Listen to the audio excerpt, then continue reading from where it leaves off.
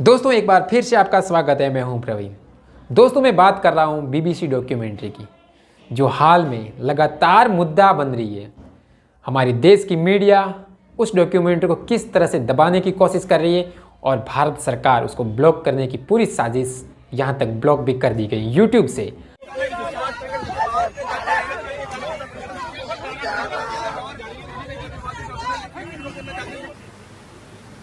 आप उस डर को समझिए जिसकी तरफ से सबको डराया जा रहा है। ये कोई साधारण घटना नहीं है कि बीबीसी ने गुजरात पर डॉक्यूमेंट्री बना दी, आपने यूट्यूब पे ब्लॉक कर दिया। आप उनको यूट्यूब पे ब्लॉक कर देंगे, ब्रजभूषण सिंह को उनके इलाके में ब्लॉक नहीं कर सकते हैं।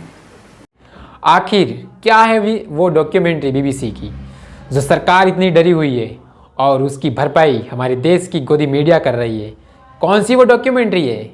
किस मुद्दे को लेकर वो डॉक्यूमेंट्री बनी है? बने रहिए इस वीडियो पर।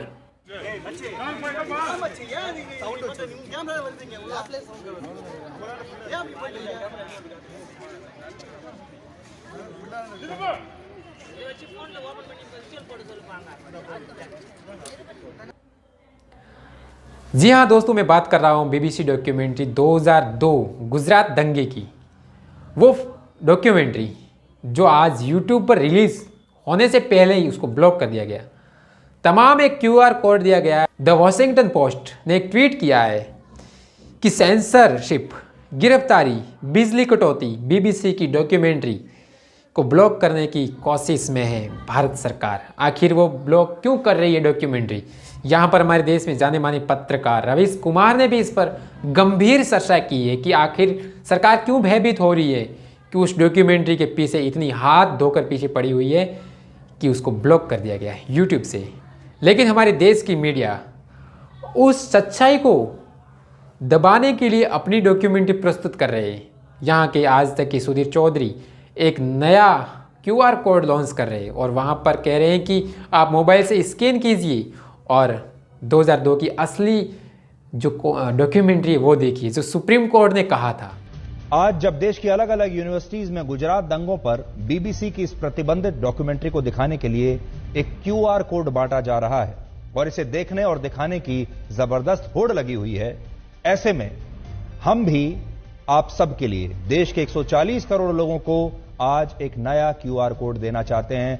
ये भारत का क्यूआर कोड है और ये क्यूआर कोड हमारे शो की तरह ही बिल्कुल ब्लैक एंड व्हाइट है।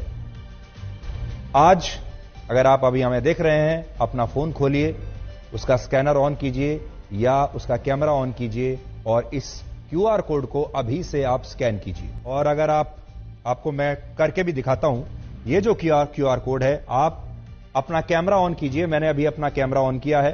बाद आपको गुजरात दंगों पर पूरी जो तस्वीर है वो ब्लैक एंड व्हाइट में नजर आने लगेगी। और हमारे शो का नाम इसीलिए ब्लैक एंड व्हाइट है ताकि हम आपको हर खबर ब्लैक एंड व्हाइट में दिखा सकें। आज आप सबसे मेरी अपील है कि अगर आप इस डॉक्यूमेंट्री को देख रहे हैं तो इस क्यूआर कोड के जरिए गुजरात दंगों पर एसआईटी की अंतिम रिपोर्ट को भी जरूर देखें और इस पर सुप्रीम कोर्ट के अंतिम फैसले को भी जरूर देखें, क्योंकि तभी यह तस्वीर पूरी होगी और तभी आप ब्लैक एंड व्हाइट में गुजरात दंगों के पूरे मामले को समझ पाएंगे।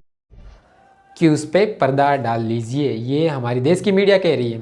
लेकिन जो हकीकत बनी थी वो बीबीसी डॉक्यूमेंट्री, उसको बदला जा रहा है और उसको ब्लॉक किया जा रहा है। हाँ, जाने माने जो वकील हैं प्रशांत भूषण, लॉयर हैं, वो ट्वीट करते हुए कह रहे हैं कि जब मोदी ने बीबीसी को अधिक विश्वसनीय पाया, यानी कि जब एक मोदी सरकार बीबीसी को बहुत बड़ा विश्वसनीय पाया, जब उनके इंटरव्यू लिए जाते थे तब कहते थे कि बीबीसी बहुत बड़ा प्लेटफॉर्म है और बाकी जो छोटे मोटे अखबार है, जो मीडिया है, टीवी चैनल है, उनको कुछ यकीन नहीं कराते थे।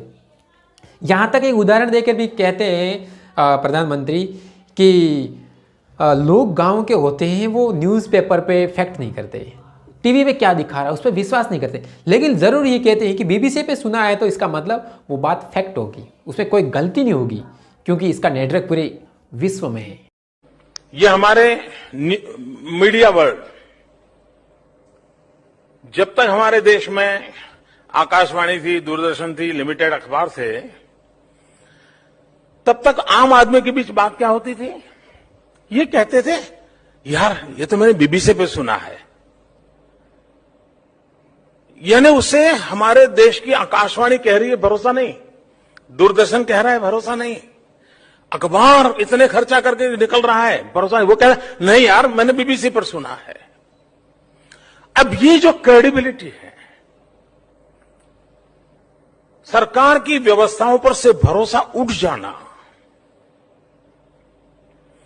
ये मैं समझता हूं बहुत ही बड़ा खतरा है। ब्रिटिश ब्रॉडकास्टिंग सर्विस है इनकी, तो इनका जो नेटवर्क है तथ्यों के आधार पर होता है, कोई इसमें गलती नहीं होती है, तो उसको विश्वसनीय बनाया।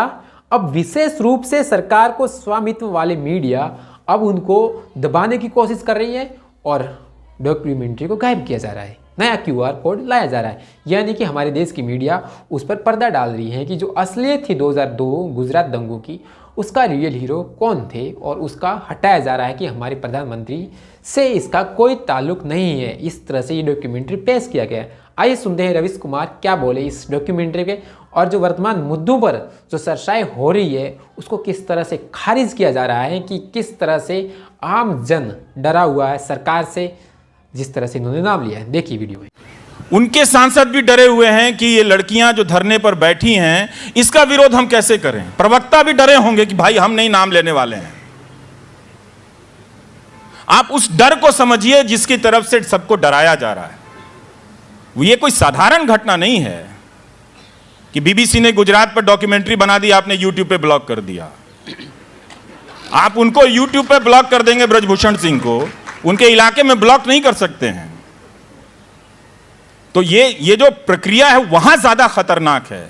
हम और आप तो फिर भी स्टैंड के नीचे बैठे हुए हैं, वो सोचिए किसी कमरे में डूब के बैठे होंगे कि कब ये मामला खत्म हो जाए, कोई दूसरा बवाल आ जाए, मैं कोई गलती कर दूं जिसे लेकर IT सेल ट्रोल बनाने लग जाए और फिर ब्रजभूषण सिंह का नाम हट जाए, उन लड़कियों की चर्चा खत्म हो जाए। लेकिन मैं गलती तो करूंगा नहीं, क्योंकि मैं काफी संभाल कर बोलता हूं। हाँ, अगर ये टेंट वो सेट खरीद ले तो अलग बात है।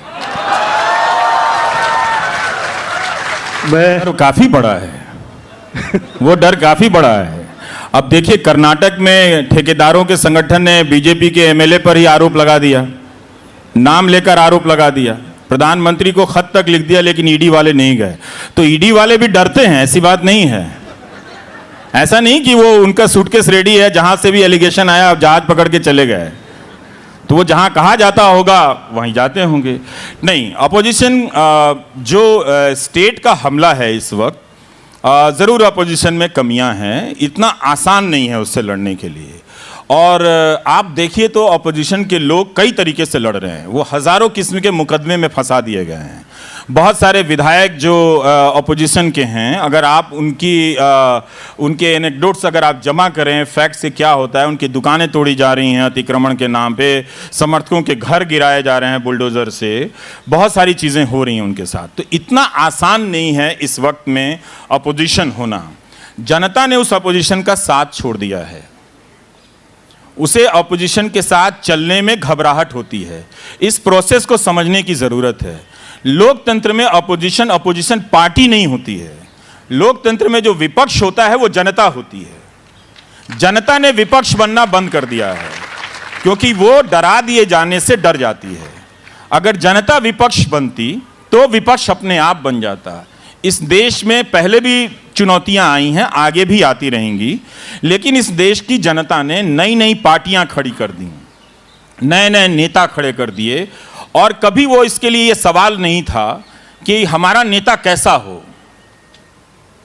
कभी ये सोच के इस देश की जनता ने, अगर आप पिछले 70 साल के इतिहास के लंबे दौर को देखें, तो ये सोच के किसी को नहीं हराया कि हमारे पास कोई ऐसा वाला नेता आ जाएगा, योग्य वर आ जाएगा, तभी बारात की घोषणा होगी।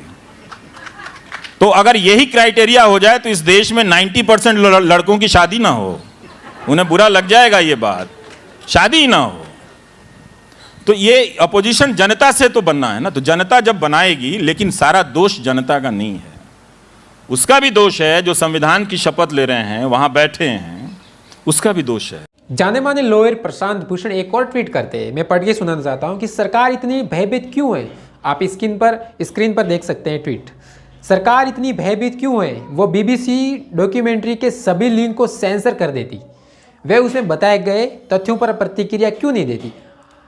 सरकार इतनी गंभीर क्यों है, डरी हुई क्यों है?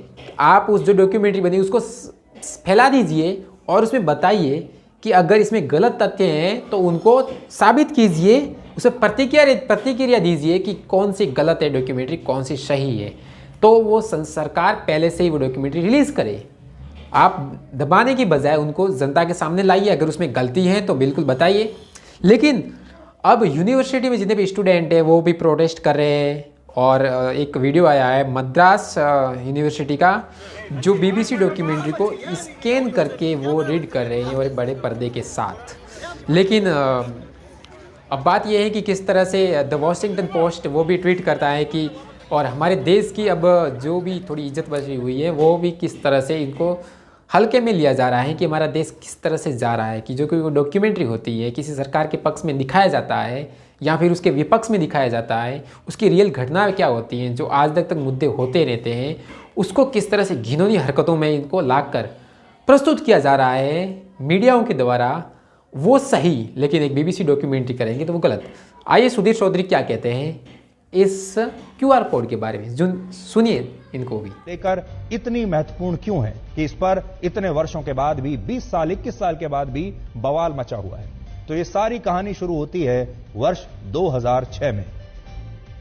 जून 2006 में गुजरात पुलिस में एक शिकायत दर्ज कराई गई जिसमें यह आरोप लगाया गया कि 28 फरवरी 2002 को गुजरात दंगों के समय अहमदाबाद की जिस गुलबर्ग सोसाइटी में हिंसा भड़की थी और इस हिंसा में 69 लोग मारे गए थे, यह घटना पूरी तरह से सुनियोजित थी और इसके पीछे एक बड़ी और गहरी साजिश थी। और तब इस शिकायत में कुल 63 लोगों को आरोपी बनाया गया था और ये सारी बातें लिखी थी।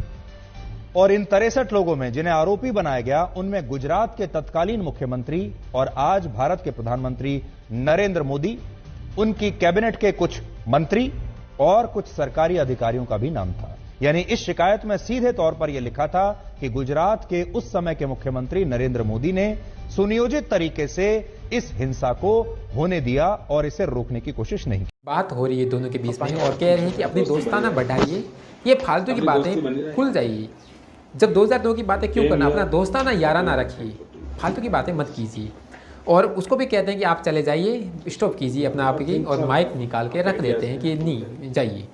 अब देखिए किस तरह से मोदी सरकार खुद मीडिया वालों को कह रही है कि अपना दोस्ताना बढ़ाए रखिए। वैसे ही जो मोदी मीडिया है वो भी अपने सरकार का दोस्ताना बढ़ाने को मजबूत कर रहे हैं, पकड़ भी मजबूत कर रहे हैं इस तरह से, ताकि वो। और एक वीडियो वायरल हुआ था, पेटीएम वाले हैं सब 5000 आते हैं इनके पेटीएम पे हर घंटे में, तो वो इसलिए उनका मुंह भी चुप रहता है। तो दोस्तों मैं भी ज़्यादा नहीं बोलूँगा, क्या पता मेरा यूट्यूब भी ब्लॉक कर दे, क्योंकि कोई भरोसा नहीं है। तो अगर वीडियो पसंद आए तो लाइक शेयर सब्सक्राइब ज़रूर कर लीजिए और रवीश कुमार का ये इंटरव्यू एक बार फिर से देख लीजिए कि किस तरह से देश को बताया गया है कि हमारे देश की क्या स्थिति है। अगर आप प्रतिक्रिया भी दे सकते हैं हमारे कमेंट बॉक्स में। अगर वीडियो पसंद आया तो लाइक शेयर सब्सक्राइब जरूर कर लीजिए। शुक्रिया दोस्तों, देखते रहिए न्यूज़ 22 लाइव। मैं हूं प्रवीण। दोस्तों वीडियो पसंद आए तो लाइक शेयर और न्यूज़ 22 लाइव को सब्सक्राइब करना ना भूलें। शुक्रिया। देखते रहें न्यूज़ 22 लाइव, सदैव आपके साथ।